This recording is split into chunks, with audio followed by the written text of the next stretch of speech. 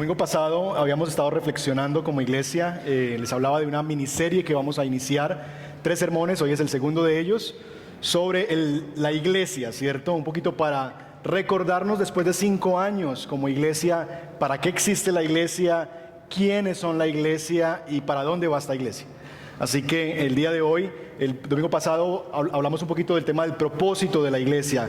¿Qué fue lo que Dios se propuso cuando pensó en la iglesia? Decíamos que una de las cosas que tendríamos que recordar es que la iglesia no es una invención humana, no fue una idea de personas que vivían una fe y dijeron es muy aburrido vivir la fe solos, juntémonos para vivir la fe juntos. No, la iglesia está en el mismo centro del plan de redención de Dios. Les hablé a ustedes de un caso muy complejo y un caso muy triste que fue el caso de Suecia y la escalofriante cifra de que el 60% de las casas de los suecos vive un solo habitante. 6 de cada 10 casas suecas está habitada por una sola persona. Y les decía que eso es una tendencia que vivimos en este tiempo hacia el individualismo y que de una u otra manera eso ha afectado a la iglesia en muchas formas. Ha afectado a la iglesia porque hemos creído en un sentido que al igual que yo puedo vivir en una casa solo y no tener relación con nadie, de la misma manera la iglesia se ha convertido en un sentido en un producto de consumo, donde yo traigo de la iglesia aquello que la iglesia me sirve a mí. La iglesia me puede proveer información, la iglesia me provee relaciones, la iglesia me provee consejo. Y finalmente vivimos una iglesia centrada o viviendo para el propósito mío y no para el propósito de Dios. Y decíamos que lejos está del plan de Dios eso con la iglesia. Que la iglesia del Señor tiene 3 propósitos por los cuales Dios creó esto que llamamos iglesia. 3 propósitos que ustedes recordarán en sus notas que tienen 3 palabras y vamos a recordar solamente las palabras. Número 1, gloria, ¿cierto? Dios creó la iglesia para que su nombre fuera engrandecido entre los pueblos, manifestar en la forma en que vive la iglesia quién es Dios y también en el ministerio de la iglesia dar a conocer el nombre de Dios. Número 2, misión. La iglesia existe para dar a conocer el plan de Dios. Y decíamos que Dios no le entregó el plan a individuos aislados, a personas, a ONGs, a fundaciones, etcétera, a personas en particular, a pastores. Dios le entregó el ministerio de la misión a la iglesia, y es la iglesia y no personas aisladas la que debe llevar a cabo la misión de proclamar el evangelio. Y finalmente decíamos, la tercera palabra era Biblia o verdad. Entonces, gloria, misión, verdad. La iglesia está puesta para ser columna y baluarte de la verdad, de tal forma que vamos a denunciar aquello que es falso y que se quiere infiltrar en la iglesia del Señor como falsa enseñanza, falsa doctrina, pero también que este púlpito y cada grupo pequeño de esta congregación, cada diálogo sea un escenario, un pedestal de la verdad, donde la verdad del evangelio sea predicada. Hoy, mis hermanos, vamos a volver a considerar el ejemplo o el caso de Suecia, pero esta vez como un ejemplo o un modelo de sociedad, porque más allá de esta cifra obedece a un modelo de sociedad que ellos han venido construyendo desde hace mucho tiempo. El tráiler que vamos a ver un pequeño tráiler de una película, es basado en una película documental llamada La teoría sueca del amor. La teoría sueca del amor. Y lo que hace este tráiler es básicamente analizar los resultados del modelo de sociedad que empezaron los suecos a construir desde el año 1972, con la firma de un tratado, un manifiesto político que se llamaba en ese entonces La familia del futuro, una política socialista de la familia. Así que vamos a rodar el tráiler de la película, el video, y vamos a ver un poquito de qué se trata este tema.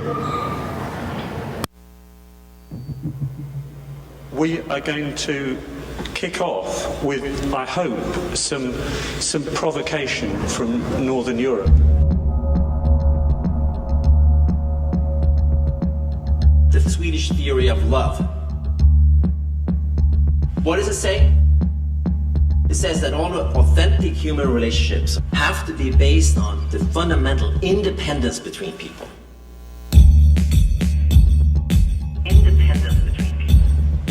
Independence strips you of the abilities of socialize.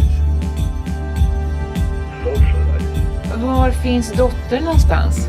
De har inte sett på 30 år. Hur kommer det sig att en person har varit 2 år i lägenheten död? So if you look at the upper, right-hand corner, you'll see one little solitary country up there. Extreme, right, which is Sweden. And a society of individuals, a society of individuals, a society of individuals. The Swedish theory of love.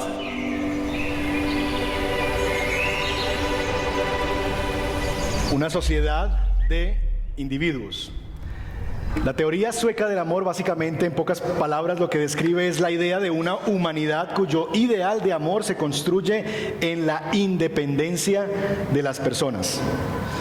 Dicen los suecos, y este concepto bajo el cual ellos han vivido la sociedad los últimos 40 años, que la felicidad solo se halla cuando los individuos se logren despojar de las convenciones sociales. Es decir, ya no vivan presionados por el entorno de la familia, ya no vivan en guetos como las comunidades cristianas, donde sienten que tienen que pertenecer o ir, sino que el ideal de amor se va a lograr cuando la gente sea totalmente independiente de cualquier convención social que llegara a existir. Mis hermanos, yo creo que no estamos tan lejos de Suecia como Google Maps nos muestra, sino que la iglesia se ha convertido en muchos sentidos en una sociedad de individuos. Como pastor, escucho con frecuencia, por ejemplo, matrimonios que dicen no querer tener hijos basados en este mismo ideal. Pastor, es que no quiero perder mi independencia. Jóvenes solteros de 35, 40 años que ni se les pasa por la cabeza casarse porque ven el compromiso del matrimonio como una atadura. Y dicen, jamás me voy a casar, no voy a perder mi independencia, no voy a perder la buena vida. Una sociedad que ve la disciplina a los hijos o cualquier clase de autoridad sobre los hijos como algo malo e inadecuado porque se violenta el libre desarrollo de la personalidad. El niño tiene derecho a ser independiente y tomar sus decisiones. Vivimos, hermanos e iglesia, en una sociedad que camina bajo la teoría sueca del amor. Ahora bien, la pregunta es, esto inició hace 40 años. ¿Cuáles han sido los resultados? ¿Cómo les ha ido viviendo bajo esa teoría? ¿Cómo les ha ido a los suecos y a la sociedad bajo esa teoría? Bueno, los suecos hoy recién están empezando a reflexionar sobre los resultados de su teoría. Después de 40 años, los tristes resultados arrojan que el 60%, como les decía, de las casas de los suecos es habitada por una sola persona. Que 1 de cada 4 suecos muere sin que nadie reclame su cuerpo. 1 de cada 4 personas muere y nadie se dio cuenta ni nadie fue a reclamar su cuerpo. Madres que no saben de sus hijos hace 30 años y no es porque están desaparecidos por la violencia o por algo más, simplemente perdieron contacto y no les interesa a sus hijos llamar a sus madres. Difuntos que mueren en una casa y tardan 2 años en saber de él y darse cuenta que ha fallecido el vecino. Ese es el cuadro desolador de la teoría sueca del amor, que es la teoría en un sentido que está sobre la cual se está construyendo este mundo. Ahora bien, mis hermanos, la pregunta es, ¿hay esperanza en este mundo que se consume por el individualismo? ¿Habrá acaso otra teoría distinta que nos dé algo de esperanza en medio de este cuadro tan triste, tan hostil? ¿Habrá una teoría distinta del amor? Quiero que me acompañen sus Biblias a Efesios capítulo 2, versos 11 y 22, porque mis hermanos, por la gracia de Dios, parte de lo que es la iglesia es que Dios es y tiene una contrapropuesta, una teoría diferente, una nueva forma de concebir la humanidad. Y vamos a leer en Efesios capítulo 2, versos 11 al 22, cómo se describe esa nueva teoría del amor. ¿Cómo es que Dios tiene una teoría distinta que es esperanzadora en medio de un mundo que se consume en su individualismo? Efesios capítulo 2, versos 11 en adelante. ¿Lo tenemos? Dice así la Escritura: por lo tanto, recuerden ustedes los gentiles de nacimiento, los que son llamados incircuncisos por aquellos que se llaman los de la circuncisión, la cual se hace del cuerpo por mano humana. Recuerden que en ese entonces ustedes estaban separados de Cristo, excluidos de la ciudadanía de Israel y ajenos a los pactos de la promesa, sin esperanza y sin Dios en el mundo. Pero, bendito pero del verso 13, pero ahora en Cristo Jesús, a ustedes que antes estaban lejos, Dios los ha acercado mediante la sangre de Cristo. Porque Cristo es nuestra paz. De los dos pueblos ha hecho uno solo, derribando mediante su sacrificio el muro de enemistad que nos separaba, pues anuló la ley con sus mandamientos y requisitos. Esto lo hizo para crear en sí mismo, de los dos pueblos, una nueva humanidad. Y si tiene su Biblia, le gusta subraya esa palabra. Él ha hecho de los dos pueblos una nueva humanidad al hacer la paz. ¿Para qué? Para reconciliar con Dios a ambos en un solo cuerpo mediante la cruz, por la que dio muerte a la enemistad. Él vino y proclamó paz a ustedes que estaban lejos y paz a los que estaban cerca, pues por medio de Él tenemos acceso al Padre por un mismo Espíritu. Por lo tanto, ustedes ya no son extranjeros ni extraños, sino conciudadanos de los santos y miembros de la familia de Dios, edificados sobre el fundamento de los apóstoles y los profetas, siendo Cristo Jesús mismo la piedra angular. En Él, todo el edificio bien armado se va levantando para llegar a ser un templo santo en el Señor. En Él también ustedes son edificados juntamente para ser morada de Dios por su Espíritu. Oremos. Señor, gracias por la esperanza de la Escritura de que tú, Señor, tienes una teoría distinta del amor. Tu teoría, Señor, va no en la independencia de las personas para alcanzar el amor y la felicidad, sino todo lo contrario. Tu teoría manifiesta que es en la interdependencia de personas que no tienen nada en común sino el Evangelio, que se va a alcanzar, Señor, una sociedad y una nueva humanidad conforme a ti, Señor, y a tu corazón. Pedimos que hagas de esta iglesia, el Redil del Sur, Señor, de nosotros, sus miembros, de cada uno de los creyentes que están aquí, Señor, y personas que vienen por primera vez y que no saben de qué se trata la iglesia, que tú al final de este sermón nos des el deseo, el hambre y la necesidad de unirnos a esta nueva humanidad y vivirla como tú quieres. Guíanos por tu Espíritu, Señor, en tu palabra y despierta nuestra alma para ti. Te lo pedimos en el nombre de Jesús. Amén. Amén. Mientras que la teoría sueca del amor se construye bajo los hombros de la independencia, la teoría cristiana del amor no tiene como ideal eso, sino todo lo contrario, la interdependencia de las personas bajo una sociedad llamada iglesia. La iglesia no es una sociedad de individuos, sino es una comunidad de miembros que viven en interdependencia los unos de los otros. Esta idea, hermanos, de por sí es revolucionaria.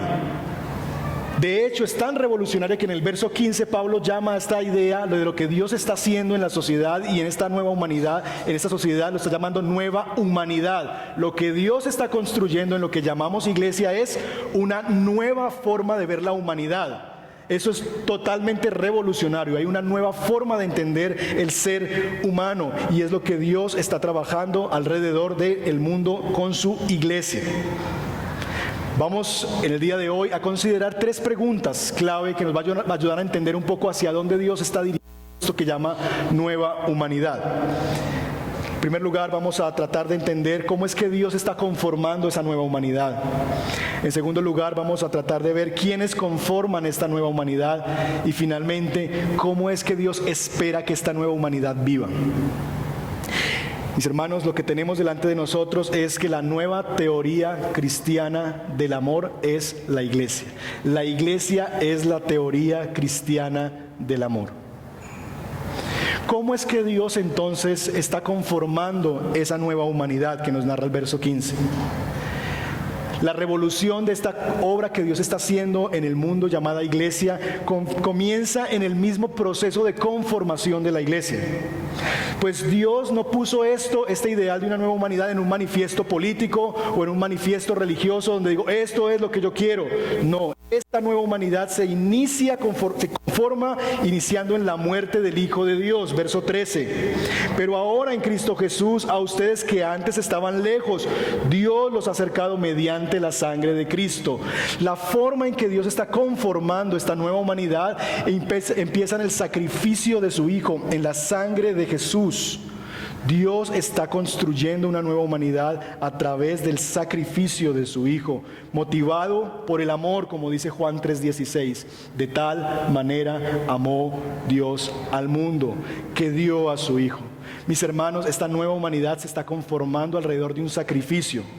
La iglesia, hermanos, no solamente es llamada a dar a conocer el plan redentor de Dios, sino que ella misma es la receptora del plan de redención. Ella es no solamente es la que da a conocer el plan, sino que ella es la beneficiada del plan. Recuerda que Cristo no solamente murió por ti, Cristo murió por un pueblo en el cual tú estás incluido, y eso marca una diferencia. En esta nueva humanidad no se está conformando en la independencia de cada uno, donde cada uno busque lo suyo, donde yo busco mis intereses, lo que me gusta, este programa de la iglesia, esta otra cosa, esta persona que sí me cae bien, este me cae mal, entonces no lo saludo. No, Dios no está conformando ese ideal así en la independencia de personas.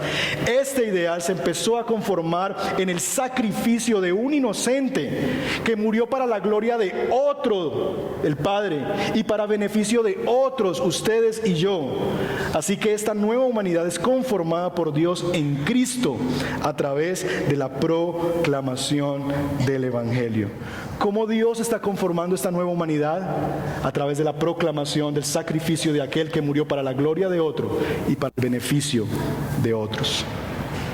Pablo entonces empieza a mostrarnos cómo es que Dios empieza a conformar esa nueva humanidad, y es a través de la sangre del Hijo de Dios. La segunda pregunta tiene que ver con quiénes conforman esta nueva humanidad. ¿Quiénes son esa nueva humanidad? ¿A quiénes está llamando Dios a esa nueva humanidad? Y lo que empezamos a encontrarnos en el ejemplo de Pablo es que Dios está llamando a gente muy diversa, personas que de ninguna otra manera estarían juntos a no ser por el Evangelio. Y la ilustración y lo que Pablo está desarrollando aquí es el ejemplo de los judíos y de los gentiles. Si habían dos personas en el mundo que no se quisieran y jamás pensarían estar juntas, son judíos y gentiles. Por asuntos religiosos, por asuntos de raza, por asuntos de que unos son los conquistadores de otros, los opresores de otros, jamás se sentarían a la mesa. Haga de cuenta que podamos tener en algún sentido que Dios esté juntando un pueblo entre gente que ha estado en el paramilitarismo y la guerrilla, y que Dios los junte en una misma mesa y Dios diga: estoy haciendo de ellos un solo pueblo. Así de revolucionaria era la idea de que Dios está conformando una nueva humanidad con gentiles y con judíos, gente que no tiene en sí mismo nada en común. Mis hermanos, la iglesia, mire a su alrededor, las personas que están a su alrededor, muchas de ellas ni se parecen a usted en muchos sentidos. Hay barreras externas y barreras internas en medio de nuestra comunidad y en medio de nuestras relaciones. Somos personas de diferente raza. Aquí hay gente muy blanquita, ¿cierto? Y hay gente que el sol les pegó más durito, más morenitos. Aquí hay gente en sus 70s, 80s, y hay niños en sala cuna de 0 a 3 años.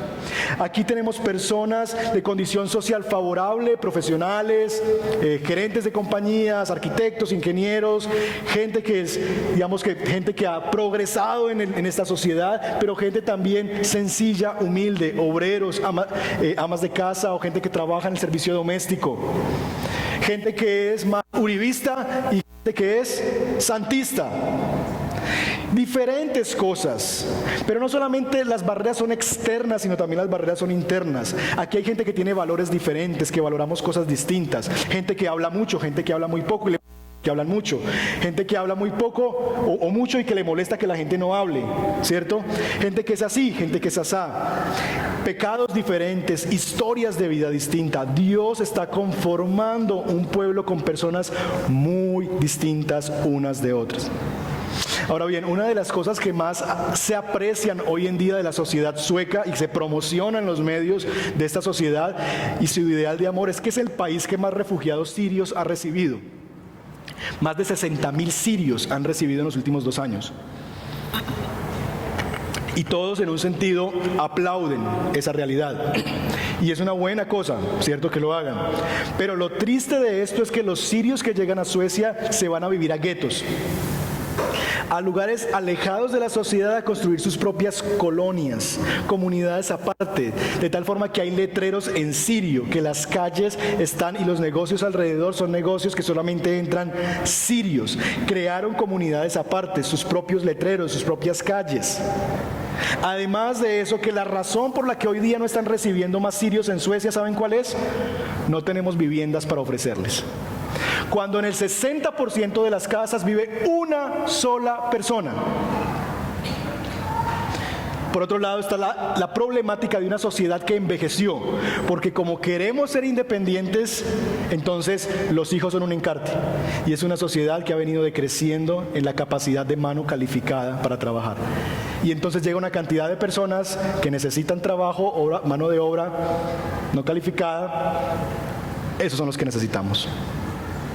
La teoría cristiana del amor, mis hermanos, recibe refugiados de todo tipo, como ustedes y como yo, pero no para que construyamos nuestros guetos dentro de esta sociedad llamada iglesia, sino para que lleguemos a ser un solo pueblo. El verso 19 nos presenta esta extraordinaria noticia. Por lo tanto, ustedes ya no son extranjeros, sino conciudadanos de los santos.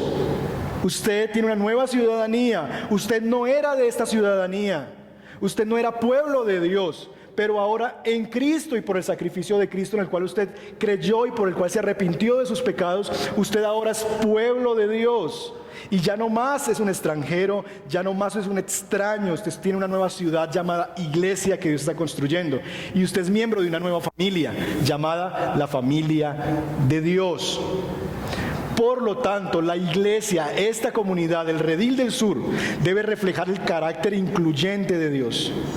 Por eso me entristece y honestamente me da hasta rabia cuando personas de la iglesia me dicen: pastor, me voy de la iglesia, porque es que en la iglesia hay gente que es muy distinta a mí. Y así lo miro yo. Allá es una iglesia de ricos. Esa es una iglesia de pobres, esa es una iglesia de jóvenes, esa es una iglesia de viejos, por lo que sea. Mis hermanos, de eso se trata la iglesia. De que seamos tan diferentes, tan distintos, de tal manera que reflejemos el carácter mismo de Dios, que llama gente de toda lengua, de toda raza, de todo pueblo, de toda tribu, de toda nación. Eso es lo que debe ser la iglesia precisamente, donde cabemos todos en medio de una sociedad que se parte cada vez más en pedacitos y se polariza. La iglesia es una nueva humanidad que Dios está construyendo de gente que no tienen nada en común sino el evangelio. Entonces esta iglesia debe reflejar eso, que aquí pueden venir los muy educados, los no tan educados, los ricos, los pobres, los viejos, los jóvenes, y sentir que somos juntos una familia de fe, que representamos la misma esencia de lo que es Dios. Así que Dios está conformando una nueva humanidad en la sangre de su Hijo y por el sacrificio de su Hijo, y está invitando a ella a gente muy diversa los unos de los otros, como ustedes y como yo. Ahora bien, ¿cómo se debe vivir en esa nueva humanidad? ¿Qué es lo que Dios espera? ¿Cuál es la expectativa de Dios de que esa nueva humanidad llamada iglesia, bajo esa nueva teoría del amor llamada iglesia, cómo quiere Dios que esa iglesia viva? Mis hermanos, parte de lo que la carta de a los Efesios hace es mostrarnos cómo Dios quiere que vivamos como pueblo de Dios. Yo les decía la semana pasada, es muy interesante que las primeras implicaciones de nuestra salvación, que es lo que trata el capítulo 1 y capítulo 2 de Efesios, tengan que ver no con mi vida personal, que es donde la mayoría de nosotros queremos que el evangelio trascienda, sino que las primeras implicaciones de nuestra salvación para Pablo, en el orden en que le escribe a los Efesios, tienen que ver con la vida de iglesia. Capítulo 2, verso 11 en adelante hasta el capítulo 4. Recién en el capítulo 5 empieza a hablar de las implicaciones familiares, sociales, etc.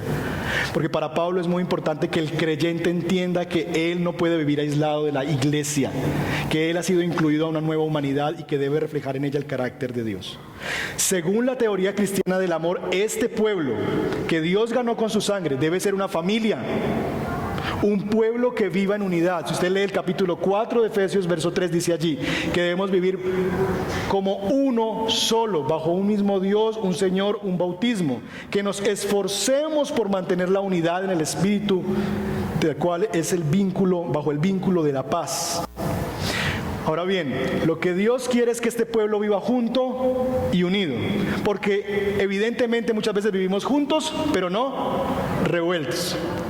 Dios no quiere solamente que la iglesia esté junta, sino Dios quiere que la iglesia esté unida, revuelticos los unos con los otros. Pero recuerden quiénes conforman esta nueva humanidad, quiénes son la iglesia. Seamos honestos, si nos cuesta vivir en unidad con las personas con las que compartimos sangre, ¿sí o no?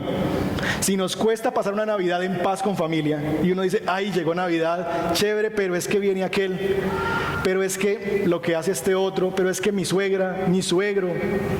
Si nos cuesta a veces pensar en amar y en disfrutar la vida juntos como familia y con los que son sangre con nosotros, ¿cuánto más con personas tan diferentes a nosotros? Dios, mis hermanos, se ha propuesto una comunidad de creyentes que no solamente añade el Evangelio a su vida juntos, como un curso que se llama La vida centrada en el Evangelio, como una cosa que es un concepto abstracto que yo como que entiendo y alcanzo a saber y que me lo memorizo, sino que Dios se ha propuesto una comunidad no que añade el Evangelio a su iglesia y a su forma de ser y a su forma de hacer ministerio, sino que revela el Evangelio. En otras palabras, una iglesia que vive como una familia que ha sido reconciliada con Dios y los unos con los otros, que se mantiene en la unidad por el vínculo de la paz. Y es que fue esto precisamente lo que ha hecho el Evangelio, según este pasaje, que de dos pueblos, los judíos que se jactaban de ser el pueblo de Dios, y de los gentiles, el resto de nosotros, Dios de esos dos pueblos hizo uno, reconciliándonos por medio de su Hijo, uniéndonos bajo una misma fe, un bautismo, un Dios. La iglesia, esta nueva humanidad, debe reflejar ese Evangelio. La iglesia debe hacer visible al Dios invisible. Ahora bien, ¿de qué formas podemos vivir de esa manera? ¿De qué forma la iglesia está llamada a reflejar el carácter de Dios que juntó gente tan diferente como nosotros en una comunidad? ¿Cómo se debe ver eso reflejado en nosotros? Por lo menos de dos maneras: en la anchura de las relaciones de la comunidad. Recuerdan que hay factores externos que son barreras para nuestras relaciones: sexo, edad, raza, que esas cosas son factores externos que a veces impiden que yo entre en relación con otros. Bueno, parte de lo que Dios quiere hacer en esta comunidad es que se rompan esos factores externos. Una comunidad donde judío y griego se sientan en una misma mesa. Eso es lo que Pablo quería ver en la iglesia de Éfeso. Una iglesia donde el judío era bienvenido, pero también el griego, y se podían compartir el pan el uno al otro. Dios quiere que esta iglesia pueda romper esas barreras y una mujer adulto mayor invite a una mujer en sus 20s para tomar un café a su casa y enseñarle el Evangelio. Eso es sobrenatural. Donde un joven sabe que una hermana en sus 60s está hospitalizada en una clínica de esta ciudad y le visita e invita a otro chico a visitarle. Donde un arquitecto o un ingeniero le sirve el café al obrero que trabaja como su obrero en la obra en semana. Donde el gerente de la compañía el sábado viene a limpiar las sillas de este lugar y ora para que cada persona que se siente allí, sus hermanos, sean bendecidos en la predicación y en la celebración del día siguiente. Dios quiere que en esas relaciones.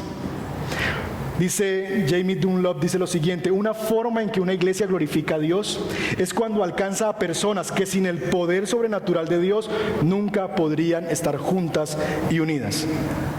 Por eso mi lucha y mi pelea con comunidades que son tan homogéneas, porque creo que no reflejan el carácter de Dios. Iglesia para raperos, yo creo que pueden ser escenarios de misión, pero nunca la iglesia que Dios está formando. Claro, es natural que raperos se junten, claro que es natural que mujeres en tal edad se junten, claro que eso es natural. Lo sobrenatural es que los raperos, se junten con los de música clásica y juntos disfruten la adoración a Dios un domingo. Eso es la clase de relaciones que el Evangelio viene a construir. Esta anchura tiene un enemigo muy silencioso y que se puede filtrar entre nosotros y que debemos ser muy atentos a no dejarnos atacar como iglesia. Y es el ministerio basado en grupos homogéneos. Hermanos, es tan fácil que la iglesia termine viviendo simplemente en grupos homogéneos donde nos gusta estar. Pregunta que yo le he hecho a los jóvenes, a las mujeres, a los hombres: si quitáramos el Evangelio en medio de ese grupo de mujeres, ¿el grupo de mujeres se deja de reunir? Si la respuesta es sí, estamos muy perdidos. Porque muchas veces los grupos terminan existiendo es por la afinidad de las relaciones, pero no hay evangelio en ello. Jesús ha dicho en Mateo capítulo 5, verso 46, si ustedes aman solo a los que los aman, ¿qué demás hacen? Eso también lo hacen los gentiles. Ahora bien, eliminar los grupos no es la solución, porque no es un asunto que podamos resolver en términos humanos y naturales. Sería atacar un problema humano con una solución humana. Lo que necesitamos, mis hermanos, es clamar por un avivamiento de parte de Dios en medio de nosotros, que traiga una acción poderosa de Dios en este pueblo, que junte gente que no tiene nada en común, para que esas personas puedan disfruten estar juntas y unidas. Que un judío pueda amar a un gentil. Esas cosas solo las hace Dios. Que una chica visite en un hospital a una adulta mayor, que una adulta mayor invite a su casa a tomar el té a una chica en sus 20. Solo el Evangelio es capaz de hacer eso. Pero no solo esta nueva humanidad debe reflejar el Evangelio en la diversidad de sus relaciones, jóvenes con adultos, mujeres con hombres, solteros con casados, etc. No solamente así, sino que también Dios quiere que vayamos más allá de tolerarnos unos a otros. Porque decimos, no, pues la verdad es que a mí no tampoco es que me caiga mal. Yo me lo aguanto, ¿cierto? Yo lo logro soportar. No, Dios no quiere simplemente que nos toleremos unos a otros, aunque también lo quiere, sino que deben estar en unidad, armonía y verse como familia. Y eso va a implicar que nosotros como iglesia necesitamos construir relaciones profundas. Relaciones profundas. Así que no solamente se va a reflejar en la anchura de las relaciones, sino en la profundidad de estas. Juan capítulo 13, verso 35 dice, en esto sabrán que son mis discípulos, en que se aman unos a otros. ¿Saben cómo la gente va a saber si usted es un creyente? Si usted está amando a la persona que tiene detrás suyo. ¿Puede mirar por favor a la persona que tiene detrás? ¿Usted le ama? Ni sé cómo se llama. Mis hermanos, Dios no espera solo que esta nueva humanidad lleve la fiesta en paz. Porque muchos decimos, no, pues que llevemos la fiesta en paz, que no hayan conflictos, que solucionemos esto aquí y allá. ¿Saben? Una de las cosas que más desgasta a un pastor es eso, tratar de llevar la fiesta en paz. Pero Dios no quiere eso. Dios no quiere simplemente que la gente se soporte. No, Él quiere que sus discípulos se amen. Y no solamente que amen a algunos, que se amen los discípulos del Señor. Hay grandes expectativas de parte de Dios en cuanto al compromiso que los miembros de esta nueva humanidad tienen los unos con los otros. Dios tiene grandes expectativas de cómo debe ser esa vida de esa comunidad. Si usted lee en el capítulo 4 y voltea su página ahí en Efesios, a partir del verso 17, Pablo empieza a describir unos asuntos que son muy complejos. Por ejemplo, que en esa comunidad debe ser una comunidad que se hablan los unos a los otros la verdad, que si se enojan no guardan rencor, que no se roban los unos a los otros, que no se reúnen para hablar necedades y chismear, que no se aman el uno contra el otro, que no tienen ira, que no gritan, que no calumnian, más bien que sean bondadosos, compasivos y que se puedan perdonar los unos a los otros. Esas son las expectativas que tiene Dios sobre esta comunidad, el Redil del Sur. Ahora bien, hermanos, seamos honestos. Si eso es lo que Dios quiere que vivamos y la manera en que Dios quiere que vivamos, es mucho más fácil no enojarnos, no calumniar, no hacer chisme, no amargarnos contra una persona, no ofender y ser ofendidos bajo el estilo sueco del amor, ¿sí o no? Es mucho más fácil no ofender, no gritar, no airarme, no calumniar, no hacer chisme ni que hagan chisme de mí, viviendo en la independencia, en que lo mío es mío y lo suyo es suyo. Yo no me meto con usted, usted no se meta conmigo, nos vemos el domingo, nos tomamos el tinto, seamos amigos un ratico y chao. Por supuesto que es muy fácil así, pero Dios no se trazó ese plan con su iglesia. Dios quiere unidad, armonía. Dios quiere esta humanidad no solamente junta, sino también unida. Ahora bien, vale aclarar que esta humanidad, esta nueva humanidad no es perfecta. Porque en el capítulo 4, verso 13 se nos dice que llegará el día, de este modo, capítulo 4, verso 13, todos llegaremos a la unidad de la fe. Quiere decir, no hemos llegado, llegaremos, y del conocimiento del Hijo de Dios, a una humanidad perfecta que se conforme a la plena estatura de Cristo. Esto está todavía en nuestro caso y en el caso de la iglesia de Éfeso puesto en el futuro. Dios no tiene la expectativa de que esta iglesia sea perfecta. Dios no tiene la expectativa de que las relaciones en esta iglesia sean perfectas. La expectativa que Dios tiene, mis hermanos, es que esta iglesia revele el carácter de Dios no en la perfección de nuestras relaciones, sino en la profundidad de ellas.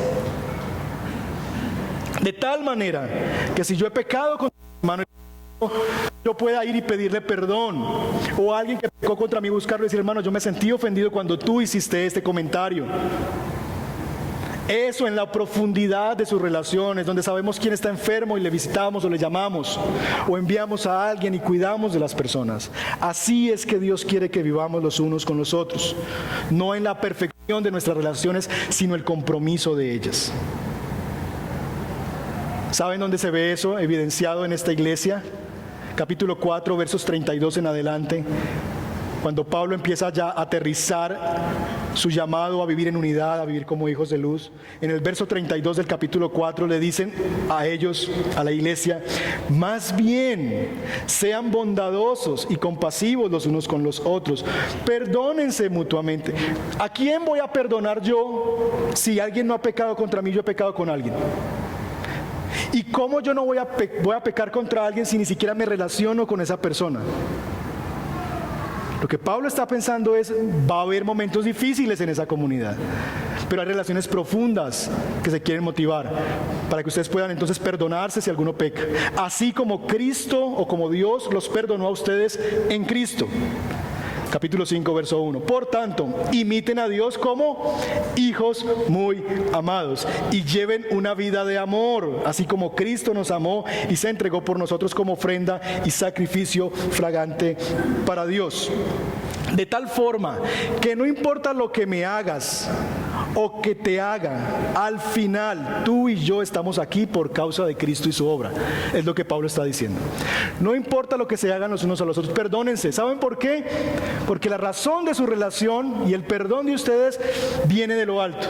Gracias a que Cristo los ha perdonado y los ha unido como un pueblo, ustedes tienen la capacidad de perdonarse los unos a los otros. Porque eso se trata de Él y no de nosotros. Y si Dios me perdonó a mí siendo como soy y te perdonó a ti siendo como eres, ¿por qué no hemos de perdonarnos nosotros? ¿Acaso tenemos un concepto moral más alto que el de Dios? ¿Acaso nosotros tenemos un concepto o una santidad más alta que la de Dios? Si la sangre de Cristo se derramó por tu perdón y por el mío, ¿cómo no he yo de perdonarte a ti y de tú perdonarme a mí? Y es aquí, mis hermanos, donde llegamos a la tesis y al punto neurálgico de la idea sueca del amor versus la teoría cristiana del amor. Porque la idea sueca del amor lo que hace es eliminar el compromiso. No vamos a vivir en relaciones de compromiso, nada de esas convenciones sociales de familia, iglesia, nada de eso. Tú eres total, desde que naces eres esa persona independiente de tus padres, puedes hacer lo que quieras, no hay compromisos. Eso es lo que hace la teoría del amor, eliminar escenarios de compromiso, y pone primero la libertad de las personas y de las relaciones. Yo me relaciono contigo, pero sin ningún compromiso. Así que cuando yo te quiero dejar, estoy en total libertad de dejarte. No tengo ninguna obligación ni moral ni civil contigo. Tú eres tú, yo soy yo. Si yo quiero relacionarme y comprometerme contigo, lo hago, pero si no se me da la gana, no lo hago. Mientras que la teoría bíblica del amor inicia con un compromiso. Inicia con un compromiso donde florecerá entonces la relación. Dios en Cristo, mis hermanos, nos amó aun siendo pecadores y entró en una relación de compromiso, de pacto con nosotros. Es por después de Pablo describir las barbaridades que podrían estar viviendo estos hermanos, a partir del verso 17 del capítulo 4, parece que esta gente se agarraba de las mechas, se robaban unos a otros, se mentían en esa iglesia. Después de mencionar las barbaridades y la forma en que vivían unos con otros en esta iglesia, Pablo les dice: ustedes siguen siendo hijos amados, a pesar de que hacen eso. compromiso, a pesar de que pecan unos contra otros, a pesar de que son una humanidad todavía no perfecta, sin embargo, siguen siendo hijos amados. ¿Por causa de qué? ¿De que la forma en que vivimos le provoca a Dios amarnos? No, a causa de que Dios entró en una relación de pacto con nosotros en Cristo. Y hemos sido incluidos en un pueblo bajo un pacto. Lo que la teoría cristiana del amor entonces dice: primero compromiso, luego relación. Dios espera que la relación florezca en los confines seguros del compromiso. Piensa en su matrimonio. Si usted ha tenido un matrimonio saludable, usted ama a su esposa hoy más y su relación es mucho más floreciente que lo que fue cuando se casó. Usted se comprometió primero a amar a esa persona y luego su relación floreció. Dios quiere que sea así. Dios quiere que sea primero el compromiso y luego que las relaciones florezcan. De tal manera, mis hermanos, que en la teoría cristiana del amor, Dios, quien ya se comprometió contigo y que está por su Espíritu haciendo que tu relación con Él prospere, bajo la seguridad del pacto de que eres amado, hijo amado, por más que peques, por lo que hagas, todavía Dios sigue llamando a los efesios hijos amados. Bajo esa seguridad, Él te va a amar. No importa que a veces grites, te dé rabia y peques contra Él. De la misma manera, Dios quiere que esta nueva humanidad prospere en sus relaciones bajo un compromiso. A eso, mis hermanos, es lo que en esta iglesia llamamos membresía. Membresía. Un compromiso que tú firmas, un pacto donde tú te comprometes con esta iglesia local, que son estos hermanos, con la certeza de que Dios hará prosperar esta relación en el marco del compromiso. No es que yo voy a la iglesia y voy a ver qué quiero de la iglesia, no. Primero me comprometo y luego confío en que Dios hará prosperar la relación bajo el compromiso que tengo yo con la idea, con la iglesia local. Compromiso primero, relación después. Estas relaciones serán prosperadas por medio del ministerio de la palabra, como dice, edificados bajo el fundamento de los apóstoles. Esas relaciones serán prosperadas bajo la obra sobrenatural de Dios por su Espíritu. No vamos a poder vivir de esta manera si no es por el Espíritu de Dios. Esto no es natural. Y estas relaciones serán prosperadas en el ejercicio de los dones de sus miembros. Dios ha entregado dones a su pueblo para que a través de esos dones este edificio se siga edificando como un edificio que muestra la misma gloria y carácter de Dios. Déjeme darle algunas conclusiones e implicaciones para orar. Hermanos, si tenemos que construir un concepto de iglesia o lo que queremos o que la Biblia estima que debe ser la iglesia, sería el siguiente. La iglesia es una comunidad sobrenatural. Sobrenatural porque solamente Dios puede hacer que nos sentemos juntos nosotros y que vivamos en comunidad. Creada por Dios y conformada por miembros profundamente comprometidos que se edifican unos a otros. ¿Para qué? Con el fin de revelar el poder del Evangelio por el cual fueron reunidos en Cristo como pueblo de Dios. Comunidad sobrenatural, miembros profundamente comprometidos y para revelar el poder y la eficacia del Evangelio. Dios nos está llamando, iglesia, a poder ser una iglesia conforme al corazón de Dios. Una iglesia no que hace iglesia como vemos o como aprendemos o como vemos en una empresa o lo que sea que veamos, no como a imitar a aquel que crece mucho y entonces ¿qué podemos hacer de allí? Dios quiere construir su iglesia a través de personas como ustedes, profundamente comprometidas, que hacen evidente el poder del Evangelio, porque solo por el Evangelio yo me puedo sentar con esta persona que es totalmente diferente a mí. Crianza distinta, valores distintos, edad distinta, preferencias distintas, condiciones sociales distintas, y verlo como mi hermano y amarlo profundamente. Solo Dios puede hacer eso, y solo el poder del Evangelio que de dos pueblos ha hecho uno. Entonces, ¿qué implicaciones tiene esto para nosotros?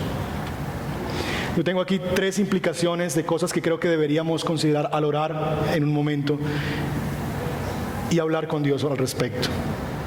La primera de ellas tiene que ver si estas palabras llorar, amar, soportar, perdonar, exhortar, ayudar, son palabras que describen tu forma de vivir en esta iglesia local.